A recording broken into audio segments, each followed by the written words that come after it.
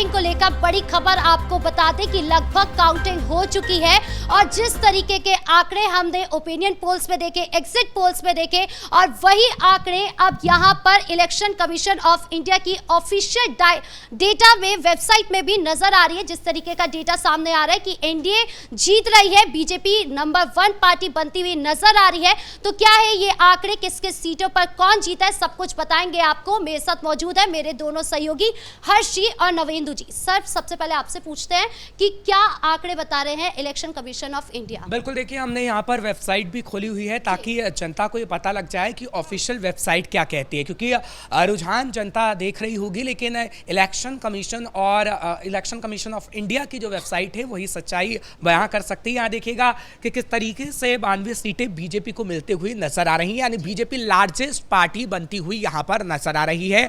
और जादुई आंकड़ा जो बीजेपी ने पार किया है वो दिख रहा है कि कैसे बीजेपी ने मेहनत की है। इसी के साथ जो गठबंधन में है जेडीयू पार्टी, आप देख रहे हैं कि 83 सीटें वो हासिल करता हुआ नजर आया है, यानी अभी क्लियर हो गया है कि 83 सीटें जेडीयू को मिल गई हैं। ये सीटें और भी बढ़ सकती हैं थोड़े ही समय में, कुछ ही घंटों में, लेकिन ऑफिशियल वेबसाइट ये कहती है कि जेडीयू को 83 सीटें मिल गई हैं।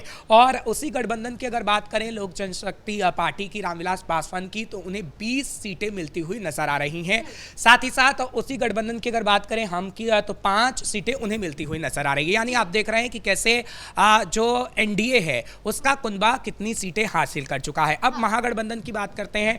महागठबंधन से आप देखिएगा कि आरजेडी को महज 26 सीटें मिल रही हैं, यानी पूरी तरीके से तेजस्वी यादव परास्त हो गए हैं। और अगर बात करें उन्हीं के अलायंस की यानी आईएनसी की, तो उन्हें 4 सीटें मिलती हुई नजर आ रही हैं। और पूरी तरीके से कांग्रेस धाराशायी हो गई है। जो कांग्रेस ये दावे कर रही थी कि हम अपना संगठन मजबूत कर चुके हैं, जिस कांग्रेस ने राहुल गांधी का चेहरा इतना दिखाया कि राहुल गांधी का चेहरा कमाली कर जाएगा, लेकिन वो काम नहीं कर पाया है। अच्छा नवेंदु, वोट प्रतिशत की अगर बात करें तो क्या वोट प्रतिशत भी बढ़ा हुआ नजर आ रहा है? क्योंकि अपने दर्शकों को ये दिखा देते हैं, यहाँ पर देखिएगा राधिका, वोट प्रतिशत और वोट शेयर पूरी तरीके से आपको लगेगा कि कैसे बढ़ा है। नवेंदु, इस बात से भी आप इत्तेफाक रखते होंगे कि कैसे बीजेपी ने अपने आपको बढ़ाने का काम इस वक्त बिहार के अंदर किया है। निश्चित तौर पर, और एग्जिट पोल भी यही कह रहे थे। बार बार ये दावा किया जा रहा था कि इस बार वोट प्रतिशत में बहुत बड़ी बढ़ोतरी होगी और वो देखने को साफ साफ यहाँ पर मिल रहा है। आपने बताया कि कौन सी पार्टी कितनी सीटों पर चुनाव जीत रही है, कितनी लीड ले रही है, लेकिन आप एक बार इसको देखिए, ये जो बिहार का पूरा नक्शा है, आपको इससे समझ में आ जाएगा कि क्या स्थिति है अभी इस पूरे नक्शे पर। हर तरफ भगवा महल नजर आ रहा है और ये जो हरे रंग की कलर है ये आरजेडी की नहीं है, ये जेडीयू की है। यानी बीजेपी और जेडीयू पूरे बिहार में छाया हुआ है और कांग्रेस को ढूंढिए इसमें कि कांग्रेस है कहां पर। जैसे राहुल गांधी नहीं मिले वैसे ही अभी कांग्रेस की सीटें भी नहीं मिल रही है, वैसे ही कांग्रेस नहीं मिलेगी। ये थोड़ा सा हिस्सा लग रहा है इधर अररिया और किशनगंज का, यहाँ पर 2 सीटों पर कांग्रेस आगे है और 1 सीट बीच में है, कांग्रेस आगे है। पूर्णिया से कांग्रेस साफ, कटिहार से कांग्रेस साफ, मगध शाहबाद से कांग्रेस साफ, मिथिलांचल में कांग्रेस कहीं नजर नहीं आ रही है। तो कांग्रेस का तो बोरिया बिस्तर पूरी तरह से बंद हो गया है। इसमें वीआईपी भी कहीं नजर नहीं आ रही है। जो बिहार के डिप्टी सीएम बनने चले थे मुकेश सहनी 10% वोट को लेकर, तो ये जो पूरा नक्शा है ये बता रहा है कि बिहार का चुनावी नतीजा क्या है। आप देख लीजिए, इसमें साफ साफ नजर आ रहा है कि हर ओर एनडीए का प्रदर्शन लाजवाब रहा है। चाहे वो तिरहुत इलाके कई सीटें रहे, मगध हो, शाहबाद हो, भोजपुर हो, मिथिलांचल हो, सीमांचल हो, भागलपुर का इलाका हो, गंगा के इस पार का हो या उस पार का हो, मतलब बहुत बैलेंस चुनावी नतीजा यहाँ पर देखने को मिल रहा है। और ये जो डार्क ग्रीन नजर आ रहा है ये आरजेडी का नहीं है, ये ओवैसी की पार्टी का है जो 6 सीटों पर लीड कर रही है। मतलब चुनाव के पहले जिस तरह से ओवैसी ने गठबंधन की कोशिश की थी लालू परिवार से, आरजेडी से, और नकार दिया था लालू प्रसाद यादव ने। कांग्रेस से अच्छा ओवैसी की बात की, ओवैसी महागठबंधन में आना चाहते थे लेकिन तेजस्वी ने ही गलती की कि ओवैसी को नहीं लिया और यहाँ तक कि मुकेश सहनी को कह दिया कि हम आपको उप मुख्यमंत्री बना रहे हैं और लीड करते हुए यहाँ ओवैसी नजर आ रहा है कि अगर तेजस्वी यादव शायद बात मान लिए होते असदुद्दीन ओवैसी की, तो आज स्थिति कुछ और होती, क्योंकि ओवैसी 6 सीटों सीटों पर चुनाव जीतते हुए नजर आ रहे हैं। और इसका इंपैक्ट देखिए कि पूरे सीमांचल में 24 सीटें हैं और आरजेडी कहीं नजर नहीं आ रही है। यानी ओवैसी फैक्टर इतना बड़ा रहा कि 6 सीटों पर एआईएमएम जीत रही है और उसके अलावा जो 18 सीटें हैं उसमें से 2 सीट कांग्रेस की ओर जा रही है। तो यानी आप 16 सीटों पर देख लीजिए कि समीकरण पूरी तरह से बदल गया, जहां पर 40% से ज्यादा, कहीं 50% से ज्यादा, किशनगंज में तो करीब 70% तक मुसलमान है। ऐसे में ओवैसी का फैक्टर जबरदस्त वहां पर नजर आया। मतलब तेजस्वी यादव को इस बात का बुरा तो जरूर लग रहा होगा कि उन्होंने एआईएम को अपने तरफ नहीं रखा। बुरा इसलिए नहीं लगेगा क्योंकि तेजस्वी यादव ये नहीं चाहेंगे कि उनकी पार्टी के साथ एक ऐसा चेहरा आ जाए जो खुद को मुसलमानों का एक बड़ा मसीहा बताता है। और असदुद्दीन ओवैसी उन्हीं में से एक हैं। तेजस्वी यादव कभी नहीं चाहेंगे कि पप्पू यादव बड़े हो जाएं उनके गठबंधन के साथ मिलकर, ओवैसी का चेहरा बहुत बड़ा हो जाए। लेकिन अब तेजस्वी यादव को कुछ समझ में नहीं आएगा क्योंकि ये जो आंकड़े हैं इसमें तेजस्वी कहीं नहीं है। जो 25-26 सीटों पर आगे हैं उससे अब होगा क्या? तेजस्वी ने गलती तो की है और तेजस्वी ने ये गलती की। देखिए लोकसभा चुनाव में मैं यहाँ पे समाजवादी पार्टी का एग्जांपल दूंगा कि समाजवादी पार्टी ने ज़्यादा यादवों को उम्मीदवार नहीं बनाया। नतीजा ये हुआ कि उसकी लोकसभा में सीटें बढ़ गई, उसने सवर्णों को भी जगह दी, उसने अन्य लोगों को भी जगह दी। इस बार यहाँ ये हुआ है कि आप देखेंगे 50 से करीब यादवों को ज़्यादा उम्मीदवार बना दिया गया और वो चुनाव लड़ रहे थे, लेकिन उससे गैर यादव कहीं ना कहीं पीछे हट गए क्योंकि गैर यादव को जगह तेजस्वी यादव ने नहीं दी, उम्मीदवार के तौर पर नहीं उतारा। यही नतीजा हुआ कि सीट इस तरीके की आई है। सिर्फ 25-26 सीटों पर आप खड़े हैं और राघोपुर में भी देखा जा रहा है कि तेजस्वी यादव पीछे नजर आ रहे हैं। सिर्फ आप यादव और मुसलमान को ही साध के, हाँ इसमें कोई दो राय नहीं है कि एमवाई समीकरण को साध के लालू यादव सीएम बनते रहे हैं, लेकिन अब का सिनेरियो बिल्कुल अलग है। आपने यादवों को साधने की कोशिश की तो की, लेकिन उसके चक्कर में आपने गैर यादव और गैर मुस्लिम को एकदम दरकिनार कर दिया। और जिस तरीके से बीजेपी ने मुद्दा उठाया खासतौर पर योगी ने हिंदुत्व का और एनडीए ने विकास के साथ हिंदुत्व का, वो कहीं ना कहीं तेजस्वी को भारी पड़ गया। और कौन सा फैक्टर आपको लगता है कि वो भारी पड़ गया है तेजस्वी यादव को? देखिए आज सुबह से हम लगातार फैक्टरों का जिक्र कर रहे हैं, हमने दर्शकों को लगभग सारे फैक्टर के बारे में बता दिया। लेकिन अभी जो हम डिस्कस कर रहे हैं सीमांचल की अगर बात करें तो ओवैसी का एक बहुत बड़ा फैक्टर रहा, क्योंकि पिछली बार 24 सीटों में से 12 सीटें एनडीए के पाले में गई थी और जो 12 सीटें थी वो महागठबंधन के खेमे में। हालांकि पिछली बार भी ओवैसी के 5 विधायक जीते, बाद में आरजेडी ने ऑपरेशन लालटेन चलाया और उनको अपने में शामिल कर लिया। तो इस बार ओवैसी ने कमाल कर दिया और सीमांचल से सुपड़ा साफ कर दिया तेजस्वी यादव का, जो खुद को मुसलमानों का सबसे बड़ा मसीहा बताते हैं। मुसलमानों की सभा में जाकर उन्होंने वफ फाड़ने की धमकी दी, इफ्तार पार्टी करते रहे, राबड़ी देवी तजिया का पूजा करती रही, तो उसका कोई असर नजर नहीं आया। सीमांचल के मुसलमानों ने ज्यादा यकीन ओवैसी पर किया और कुछ वोट जनस्वराज के भी उम्मीदवार थोड़े बहुत ले गए। लेकिन आप ये देखिए कि जो मार्जिन है ओवैसी के कैंडिडेट जहां जहां से चुनाव जीतने की स्थिति में है, कहीं 25,000 का मार्जिन है, कहीं 30,000 का मार्जिन है और इसका पूरा इंपैक्ट सीमांचल में भी पड़ा, भागलपुर में भी पड़ा और ये मुंगेर होते हुए मगध शहाबाद तक गया। पूरा इंपैक्ट ये भी था कि लालू प्रसाद यादव के बेहद करीबी नेता, उनकी तरफ से बयान दिया गया जब नायक का पोस्टर रिलीज किया गया तेजस्वी यादव के लिए, तो उनकी तरफ से कहा गया कि तेजस्वी कभी नायक नहीं हो सकते, नायक सिर्फ कर्पूरी ठाकुर थे। और वो मुसलमान नेता जो कभी लालू के करीबी था और किस तरीके से वो हमेशा जाना पहचाना चेहरा रहा है और उसने मुस्लिम वोटरों को एकदम समेटने का काम किया है, यानी मुस्लिम वोटरों को ये कहा है कि आप आरजेडी को ही वोट दीजिए। लेकिन अभी वो खामोश नजर आया, जिसका नतीजा ये रहा कि मुसलमान ने तेजस्वी यादव पर भरोसा नहीं किया, ओवैसी पे कर लिया। और इस बार की अगर बात करें तो ऐसा भी नहीं होगा कि अगर ओवैसी के प्रत्याशी जीत रहे हैं तो वो आरजेडी में शामिल होंगे, क्योंकि आरजेडी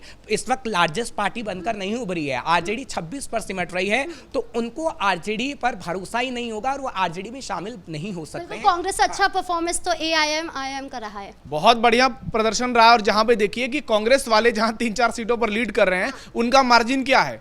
उनका सारी सीटों को मिलाकर जितना मार्जिन है एआईएमआईएम के 1 सीटों का उतना मार्जिन है। तो इससे पता चलता है कि लोगों ने ओवैसी की पार्टी को जिस तरह से बढ़ चढ़कर वोट किया, कांग्रेस को शायद उस तरह से वोटिंग नहीं की। और जो फ्रेंडली फाइट वाली सारी सीट थी वहां पर कांग्रेस ही सारी जगहों पर पीछे है। वहां पर जहां पर आरजेडी और कांग्रेस दोनों पार्टियों के उम्मीदवार रहे, वहां पे 90% वोट आरजेडी कैंडिडेट को मिला। तो इससे यह भी समझ में आ गया कि लोगों का रुझान क्या था, लोगों का झुकाव क्या था और सारी चीजें क्लियर हो गई। आप देख लीजिए एक बार ये टैली जो है, दर्शकों को एक बार दिखाते हैं। बीजेपी 95 पहुंच चुकी है, मतलब ऐतिहासिक होने वाला है। आप स्ट्राइक रेट देख लीजिए, लगभग 95.95 का आप कह सकते हैं कि 101 सीटों में से 95 पर बीजेपी लीड कर रही है, जेडीयू 82 पर लीड कर रही है, आरजेडी केवल 25 पर। यह आंकड़ा अभी और घटेगा। और चिराग पासवान की पार्टी 19 सीटों पर लीड कर रही है, ओवैसी की पार्टी 6 सीटों पर लीड कर रही है, जीतन राम मांझी की पार्टी हम 5 सीटों पर लीड कर रही है, कुशवाहा की पार्टी 4 सीटों पर लीड कर रही है, कांग्रेस 3 पर लीड कर रही है और इसमें मार्जिन बहुत कम है। सवाल आपसे मुझे करना है, स्टालिन ने तो यहां तक कह दिया था, क्योंकि अभी आप मुसलमानों की बात कर रहे थे, स्टालिन ने कहा कि कांग्रेस मुसलमानों की पार्टी है, तो आखिर क्यों उस पार्टी पे मुसलमान ने भरोसा नहीं किया? क्योंकि जो आंकड़ा आप दिखा रहे हैं एआईएमआईएम का 6 और कांग्रेस का एकदम नीचे जाता हुआ नजर आ रहा है, तो क्या मुसलमानों का मोहभंग कांग्रेस से पूरी तरीके से खत्म हो गया है और वो कहीं ना कहीं दूसरी पार्टी की ओर जाने को मजबूर है, चाहे कोई क्षेत्रीय पार्टी हो, मुसलमान पार्टी हो? क्योंकि बीजेपी के लिए तो हम सब कहते हैं कि वो वहां नहीं जाएगा, लेकिन सवाल मुझे भी पूछना था कि स्टालिन जो कहते हैं कि कांग्रेस मतलब मुस्लिम, मुस्लिम मतलब कांग्रेस, मतलब वो क्या हुआ? वो रेवंत रेड्डी का ये बयान था जो तेलंगाना के सीएम थे। लेकिन आप ये देखिए कि कांग्रेस ने क्या पूरी तरह से एआईएमआईएम को वोट कर दिया, ये एनडीए गठबंधन को वोट किया? तो इसका जवाब ही नहीं।